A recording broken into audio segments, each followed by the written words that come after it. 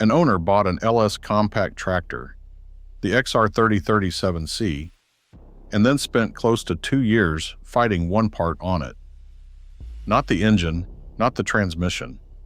A filter bolted onto the exhaust, the kind that parks the whole machine to clean its own exhaust. And on this one kept clogging and dropping it into what the manual calls limp mode, where it will do nothing but crawl. He hauled it back to the dealer, trip after trip.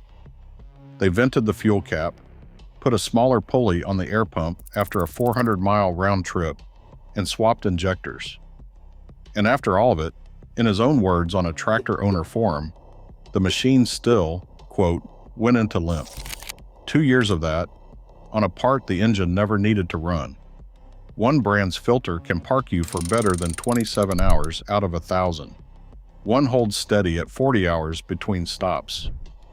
And 2 brands on this list bolt no filter on at all. That part is a diesel particulate filter, a DPF, and it ought to bother anybody standing on a dealer lot about to sign, because the engine did not ask for it. It was running fine before the filter ever went on. That part rides there because of a federal emissions rule that put it on the machine. What almost nobody signing that bill knows is that the filter is not on every tractor on the lot. And it does not weigh the same on every brand. How much of this junk ends up on your machine, and how hard it rides you once it is there, comes down to which badge you pick. So we rank them, worst burden first, by how much of this emissions equipment a brand loads onto you and what it costs you in downtime and dollars. The filter itself comes into play only above 25 horsepower, the line drawn in the rule. Back in 2013, the federal particulate limit above that line came down about 10 times harder, and meeting that tighter number forces the filter onto the machine. While below the line, a plain catalyst still clears it. Almost every tractor a buyer walks the lot for, 30, 40, 50 horsepower, sits above that line, which is why most of this list carries the filter, and why the 2 names that skip it are worth the wait. The one that puts the least of any brand on your machine is the last thing this list will tell you. And hiding inside that same rule is a door out of this entire problem, on any badge on the lot. Nobody at the dealership will point you to it. It is coming. Here is what that filter does to a working day. You are moving along mid-job, and the machine decides it is time to clean itself. It parks, it stops cutting, stops loading, and it burns your own diesel up the stack to cook the soot out of it. A Kubota dealer, Wickham Tractor, pegs one of those cycles at about 20 minutes. 20 minutes of fuel you paid for, spent standing still. And this is not some rule from a decade back that went away. Kubota's own product line book, the one stamped 2026, still lists a diesel particulate filter muffler, but only on the heavier compact utility pages near the back.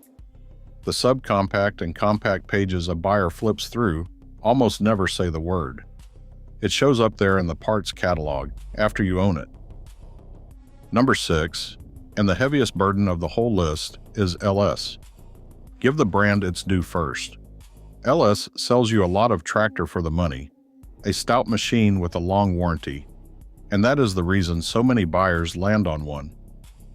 But the filter on an LS regenerates on a schedule that can stop your workday cold. One owner posted that when he pushed his dealer on how often his machine was burning a cycle, the answer he got back was that a regeneration every 2 hours is normal. Every 2 hours. He did not find that acceptable, and neither would you if you were 3 hours into cutting a field and the machine parked itself to clean its own exhaust. And when the filter clogs instead of cleans, you get the 2 years that open this video, limp mode, trip after trip, a dealer venting a fuel cap and swapping injectors and guessing. If a dealer has ever left you sitting on a stalled machine, waiting out a cycle, you already know that particular kind of quiet. That is the worst of it on this list, so LS goes to the bottom. If this list is already paying for itself, the one thing worth doing before the next rung is subscribing. The breakdowns on this channel have pulled more than 17,000 views from buyers weighing the same machines you are and subscribing is how the next one reaches you before you sign. Number 5 is the one that will surprise people, because it is the brand half of you drove and planning to buy. Kubota. And the good is real. Kubota has the reputation, the machines run and run, and around here the orange one is what most folks tell you to buy. But Kubota fits the diesel particulate filter as standard equipment across its L and mid compact lines, and that filter carries the richest bill on this whole ranking. So let us do the math on it, out in the open, because this is the number that matters. Take a common mid-size Kubota, the L4701, 47 horsepower, and put 1,000 hours on it, which is a few honest seasons. On the easy end, owners report the filter cleaning itself about once every 60 hours. Call it 16 cycles, 16 times 20 minutes, a little over 5 hours a season parked. On the hard end, one owner of that same size machine reported his cleaning as often as every 12 hours.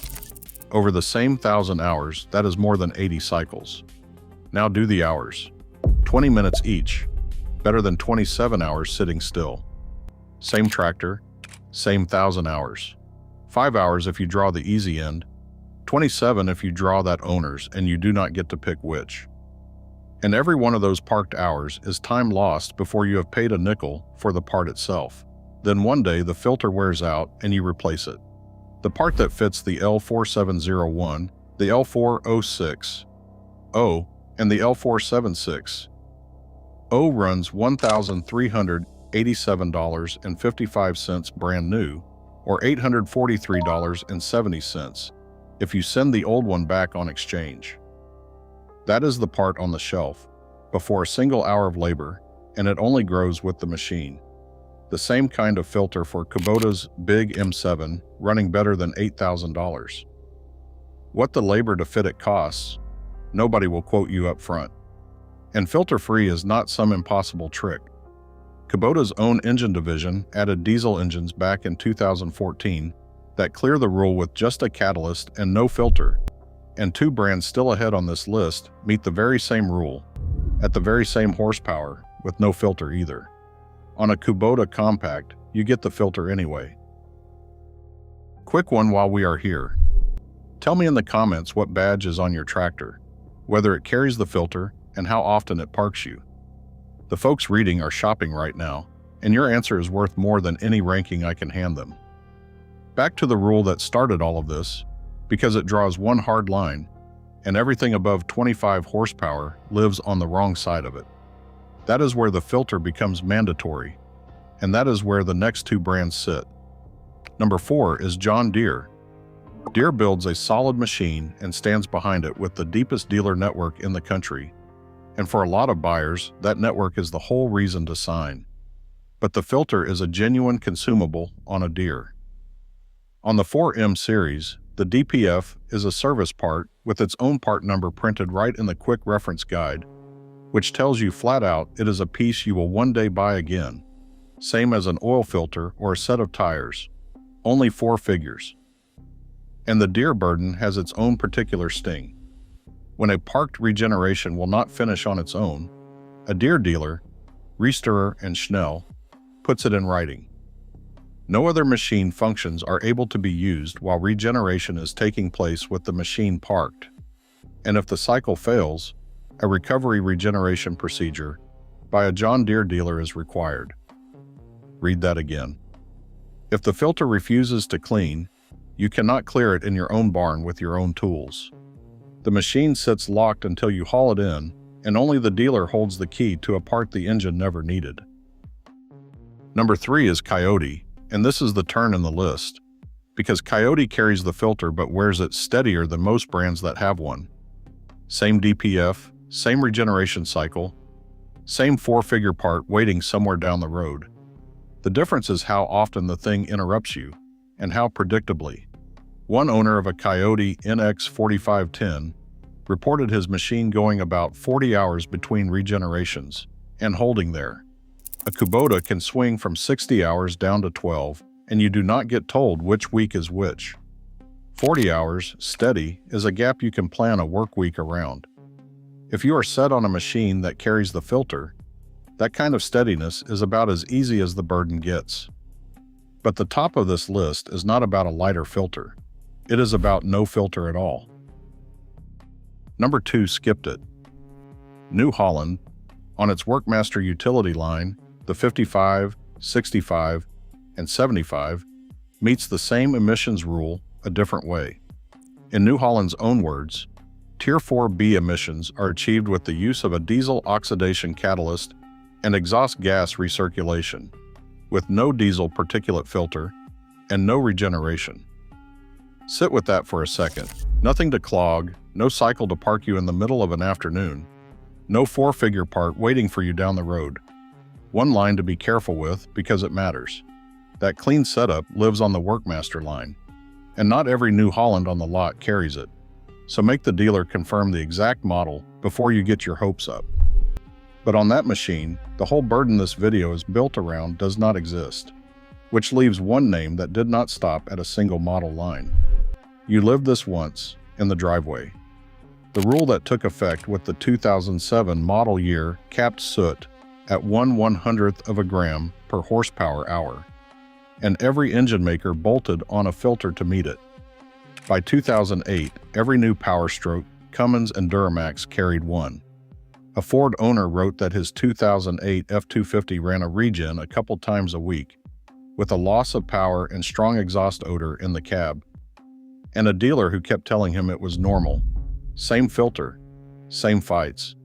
Now it is on your tractor. So which badge puts the least of this on your machine? Number 1, the least emissions burden of any brand on this list is Mahindra. So what puts it above New Holland at the very top? It comes down to breadth. New Holland skips the filter on its Workmaster line.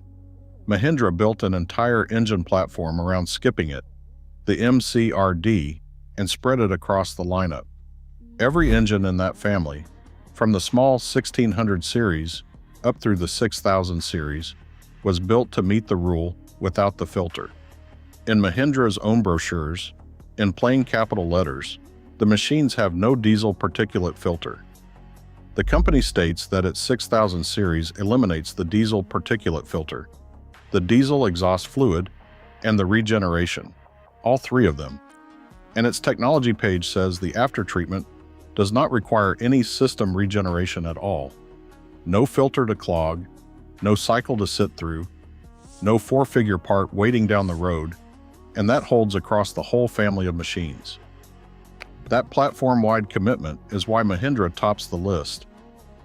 And it hands you the least of everything the man in that opening story spent 2 years fighting. But the cleanest escape on this whole list is not a brand at all. The rule already told you the way out, back at the start. It stops at 25 horsepower.